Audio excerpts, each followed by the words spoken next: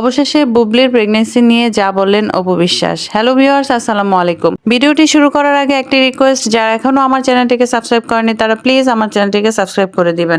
আমি তো হয়েছি সারা থেকেই বুবলিকে নিয়ে নানা গুঞ্জন শুরু হয়েছে। এরই মাঝে এই গুঞ্জনে ঘি ঢেলে দিলেন বুবলি নিজেই। হঠাৎ বুবলির বেবি বাম সামনে আসলো, তারপর থেকেই সোশ্যাল মিডিয়ায় বুবলির প্রেগন্যান্সি নিয়ে তোলপাড় শুরু হয়ে গিয়েছে।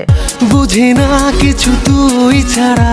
এখন পর্যন্ত এই বিষয় নিয়ে বুবলি সাকিব কেউই মুখ খোলেননি। বিষয়টা নিয়ে বারবার প্রশ্ন করা হলে বুবলি বারবারই রহস্যময় উত্তর দিয়ে বিষয়টিকে এড়িয়ে যান। আর এই রহস্যময় উত্তরের কারণে মানুষ আরো কৌতূহলী হয়ে উঠেছে। সাম্প্রতিক এক ইন্টারভিউতে গৌতম সাহাকেও বুবলির প্রেগন্যান্সি নিয়ে প্রশ্ন করা হয়, কিন্তু গৌতম সাহা সেই ইন্টারভিউতে বলেছিল এই বিষয়টা একটা গুজব, এই বিষয়টার কোনো সত্যতা নেই। বুবলি আপু ফের মা হচ্ছেন, আপনি তো খুব কাছের মানুষ, আসলে বিষয় সত্য একদমই না।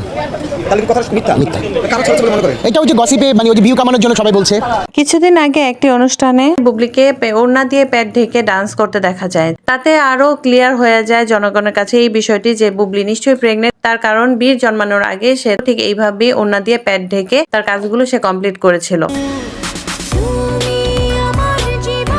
তারপর থেকে এই গুঞ্জন যেন আরো বেড়েই চলেছে, কিন্তু এর কোনো সমাধান বা এটা নিয়ে কেউ এখন পর্যন্ত মুখ খোলেনি। বুবলির প্রেগন্যান্সি নিয়ে বারিশা হককে প্রশ্ন করা হলে বারিশা হকও এটা তার পার্সোনাল বিষয় বলে বিষয়টিকে এড়িয়ে যান। আপু, এটা তো আপনার বুবলি আপুকে জিজ্ঞাসা করতে হবে যে প্রেগনেন্ট সেটার উত্তর দিতে পারবে। আমি যদি প্রেগনেন্ট হই সেটার উত্তর আমি একান্ত দিতে পারবো, হ্যাঁ, বা আমার হাজবেন্ড দিতে পারবে। প্রত্যেকটা মানুষের রহস্যময় উত্তরগুলোতেই যেন নেটিজেনরা উত্তর খুঁজে বেড়াচ্ছে। সাম্প্রতিক আরেকটি ইন্টারভিউতে গৌতম সাহাকে বুবলির প্রেগন্যান্সি নিয়ে প্রশ্ন করা হলে গৌতম সাহা বলে, এটা যার যার পার্সোনাল বিষয়, আমি কারো পার্সোনাল বিষয় কথা বলি না। আপনারা যা জানেন আমিও তাই জানি, আমার এর চেয়ে বেশি কিছু আমি জানি না এবং আমি কারো পার্সোনাল বিষয়ে কথা বলবো না।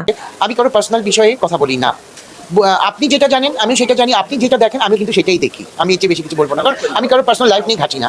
গৌতম সাহার এই কথায়ও কিন্তু একটা রহস্য থেকেই যায়, কারণ যদি বিষয়টা সত্যি নাই হয় তাহলে কিন্তু ওপেনলি বলে দিত সে আগের মতো করে যে এটা একটা গুজব, এটার কোনো সত্যতা নেই। কিন্তু এখানে কিন্তু গৌতম সাহা কথাটা এড়িয়ে গেল, সে টোটালি বলে দিল আমি কারো পার্সোনাল বিষয়ে কথা বলবো না। বুবলির এই প্রেগন্যান্সির খবরে সোশ্যাল মিডিয়া যখন গরম, তখন সবার নজর হচ্ছে অপু বিশ্বাসের দিকে, যে অপু বিশ্বাস কি বলে। সাম্প্রতিক একটি পার্লার উদ্বোধন প্রোগ্রামে সাংবাদিকরা যখন অপু বিশ্বাসকে প্রশ্ন করে, তখন সাংবাদিকদের উপর অপু বিশ্বাস মেজাজ হারায়, যার কারণে অপু বিশ্বাস মুখ অন্ধকার করে সাংবাদিকদেরকে উল্টা প্রশ্ন করে, কই আমি জানি না তো কি হচ্ছে সোশ্যাল মিডিয়ায়। অপু বিশ্বাস বলে, এই আপনারা একটু বলেন না কি হচ্ছে সোশ্যাল মিডিয়ায়। অপু বিশ্বাস আরো জানায় সে নাকি সোশ্যাল মিডিয়া থেকে অনেক দূরে আছে। আপনারা একটু বলেন না, আজকে আমার আপনাদের জন্য ফুল ফ্রি। আপনাদের কাছে প্রশ্ন যে কি সোশ্যাল মিডিয়া চাইরো না, আমি সোশ্যাল মিডিয়া থেকে অনেক আগে থেকেই দূরে। আমি বলেছি হয়তো বিকজ আমার কাজের প্রবলেম হয়, আমি জানি না কি হচ্ছে। এভাবে জানি না বলে সম্পূর্ণভাবে কথাটাকে উড়িয়ে দেয়। এখন কথা হচ্ছে অপু বিশ্বাস জানে না, এটা তো হতে পারে না। অপু বিশ্বাস অবশ্যই জানে, কিন্তু অপু বিশ্বাস বলতে চাচ্ছে না। কিন্তু অপু বিশ্বাস কেন বলতে চাচ্ছে না, তার কয়েকটা কারণ থাকতে পারে। প্রথম কারণ হতে পারে সাকিব খান হয়তো বারণ করেছে, দ্বিতীয় কারণ হতে পারে রাগ অভিমান থেকে বলতেছে না, তৃতীয় কারণ হতে পারে এই কথাগুলো যদি সে বলে বুবলির প্রেগন্যান্সি, এটা তো তার জন্য কোনো সুখকর বিষয় না। এমনিতে এই কথা যে গুঞ্জন উঠেছে তাতেই অপু বিশ্বাসকে ফেলে বুবলি কিন্তু এগিয়ে আছে যে বুবলি সাকিব খানের বউ। অপু বিশ্বাস তো এখনো নিজেকে সাকিব খানের বউ পরিচয় দেয়, এই জন্যই হয়তো সে বলতে চাচ্ছে না, তার ফেস লস হচ্ছে, তার ভ্যালু কমে যাচ্ছে, এই জন্যও না বলতে পারে। তো ভিউয়ার্স, এই বিষয়ে আপনাদের মূল্যবান মতামত অবশ্যই কমেন্টে জানাবেন। আর যারা এখনো আমার চ্যানেলটিকে সাবস্ক্রাইব করেনি তারা প্লিজ আমার চ্যানেলটিকে সাবস্ক্রাইব করে দিবেন। আজ এই পর্যন্তই, সুস্থ থাকেন, ভালো থাকেন, আল্লাহ হাফেজ। অন্তর আমার ড্রাইভার এবার বলছে সারা